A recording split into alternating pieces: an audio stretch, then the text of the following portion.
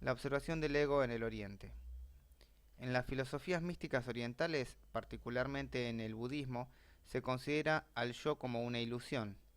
El yo se representa como un velo de la mente que induce al individuo a identificarse con su experiencia provocándole sufrimiento. Entre los muchos elementos que tiene la espiritualidad budista se encuentra la negación del ego, que no es visto por ellos como el yo. Para esto se adoctrinan en un riguroso programa de aniquilación del ego en cuanto que es fuente de deseos egoístas, es decir, del sufrimiento y del dolor que el Buda enseñó a superar. Entre los cristianos gnósticos, el ego es la suma de todos los defectos. Se lo ve como muchos yoes viviendo dentro de una persona y tironeando de ella, causando distracción y haciéndole perder el paso hacia su desarrollo en su meta espiritual. Los, los taoístas creían que el hombre debía abandonar su expresión social para volver a su estado primitivo y consagrarse a las fuerzas de la naturaleza. Según ellos, todo lo que sucedía era parte del Tao y cada ser humano debía buscar el camino en su interior. Por eso, el verdadero taoísta se convertía en ermitaño. Entre los hinduistas, usan la definición del ego, donde se considera como la idea que cada uno tiene de sí mismo, es decir, que el ego no constituye más que una ilusión, pero una ilusión que ejerce gran influencia manteniendo al individuo atrapado en Maya. La identificación, la fascinación y el apego. De esto ya hablamos en otra conferencia, creo que en la primera. Ahora vamos a completar un poco el concepto o a ahondar un poquito en el tema. La personalidad puede resultar ser una especie de callejón sin salida. Suele estar desconectada de la realidad ya que funciona como un filtro de la misma. Según los mandatos que le fueron programados, es como se desenvuelve, haciéndonos caer una y otra vez en las desgracias de la identificación con el melodrama familiar y social, expresándose con vanidad y arrastrándonos al sufrimiento. También va a ponernos a correr tras los espejismos de la fascinación por las cosas pasajeras o triviales, como si conseguir esos objetos de deseo fuese la causa de la felicidad, la cual nos llegará por esos medios y lo cual activará la búsqueda incesante y la insatisfacción constante. Por lo cual, si se creyera estar en posesión de un objeto que nos diera la felicidad, surge indefectiblemente el apego, ya sea este objeto una persona, una cosa o una situación. En definitiva, si bien nadie ha visto al ego, se podría decir que se trata más bien de un fantasma que aceptamos que controle nuestra vida. El problema es que mantener esta ilusión puede impedirnos conocer nuestro verdadero yo, nuestra esencia espiritual. A la vez, tampoco hemos visto a la esencia de nuestro ser, que está presente casi en silencio en cada uno de nuestros actos. Las tradiciones espirituales y de conocimiento nos animan a soltar lo ilusorio y a conectarnos con lo verdadero para operar alineados con lo que nos dicte. Según mi camino recorrido, podemos pararnos frente a la vida desde la personalidad y seguir recibiendo sus consecuencias, o podemos estar ubicados dentro de nosotros como testigos de lo que sucede, dándole a nuestra personalidad su función de cochero, con poca autonomía en las decisiones, pero a la vez con un buen trato y pagándole un sueldo justo. Con esto me refiero a que estemos en paz y en equilibrio con esa parte que nos es útil en cierto sentido, permitiendo que el susurro del amo del carruaje nos guíe, haciéndonos actuar despiertos en sintonía con esa esencia, con protagonismo aquí y ahora y en favor de nuestra evolución. Bueno, vamos a las partes de preguntas y respuestas que se hicieron en la conferencia en vivo.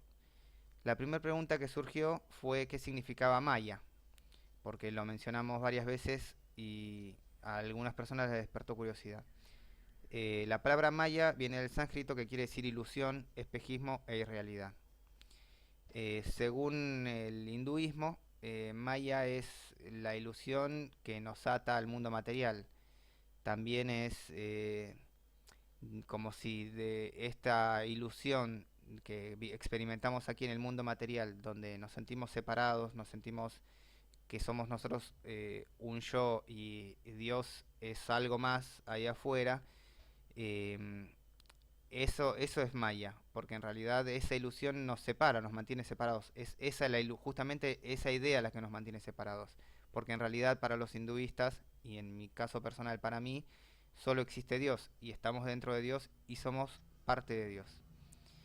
Entonces, digamos, Maya sería creernos el personaje, creer que somos un individuo separado del resto, separado de Dios, em, con todas nuestras vanidades en uso y con todas nuestras características personales. Em, por eso, en parte, la idea de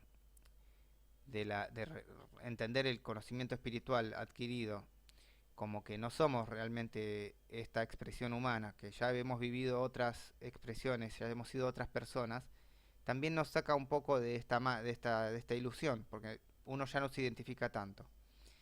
Em, por otro lado, Teresa, Santa Teresa, creo que esto lo dice Anthony de Melo en el libro Autoliberación Interior, estoy casi seguro que sí, que lo leí ahí. Dice que Santa Teresa decía que el mayor regalo que había recibido de Dios, el don que tenía, era poder desidentificarse.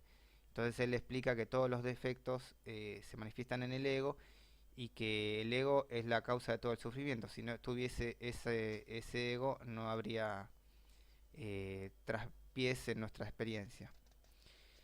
Les recuerdo, esta persona que nombré, Anthony de Melo, es un sacerdote católico, hijo de una familia de brahmanes, o sea que tiene el concepto oriental y el concepto occidental de una manera muy bien congeniado. También lo curioso es que a Maya se la considera también una entidad, de una diosa en el hinduismo, en algunas facciones del hinduismo, que entonces en la mística se arma como un cuento, una narrativa para darnos a entender cosas, ¿no? Y lo curioso es que Maya es hija de Amrita, que se quiere decir no real, falso o falsedad. Y a la vez es madre de Mrityu, que significa muerte personalizada. O sea que estamos siempre dentro de lo mismo, o sea, de lo falso, de lo no real, nace la ilusión y de la ilusión nace la muerte. Eh, la siguiente pregunta era si que era esta misma persona, si era como decía Sócrates, en realidad lo que decía Platón sobre el mito de la caverna.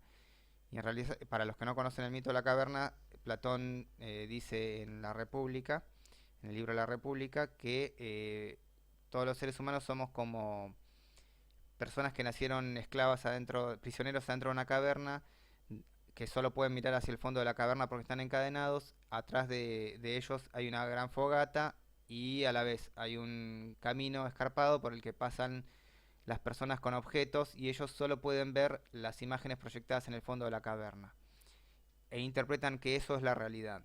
Entonces, en algún momento un esclavo, un prisionero se escapa y empieza a distinguir la diferencia entre lo que él consideraba la realidad de los objetos reales que pasan frente a él. Entonces decía que este prisionero que se escapa es como el filósofo que puede a través del conocimiento tener plena conciencia de lo que es real y de lo que es falso. Y su función es ir a la caverna y sacar de su ignorancia a los otros prisioneros. Entonces de esta forma vemos como ya desde hace muchísimos años, ya se consideraba que esto que estamos viviendo ahora es una ilusión. Nosotros tenemos nuestras versiones actuales de la Matrix, con las películas que se hicieron, que hablan también de que estamos inmersos en un mundo de ilusión de lo que nosotros nos creemos.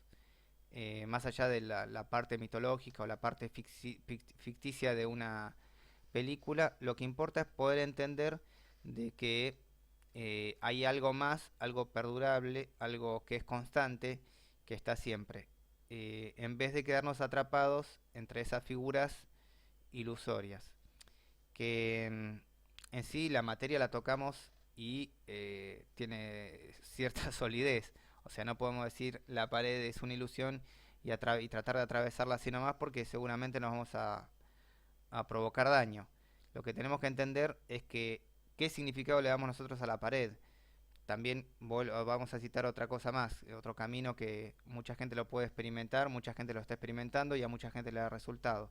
Yo lo leí, tuve en cierta práctica, no lo completé, pero me gustó mucho la propuesta, que es lo que se conoce como el curso de milagros, donde en un momento dice que las cosas, los objetos que yo veo tienen la, el significado que yo les di. Entonces, en un momento, lo que uno tiene que reflexionar es que nada significa lo que yo creo.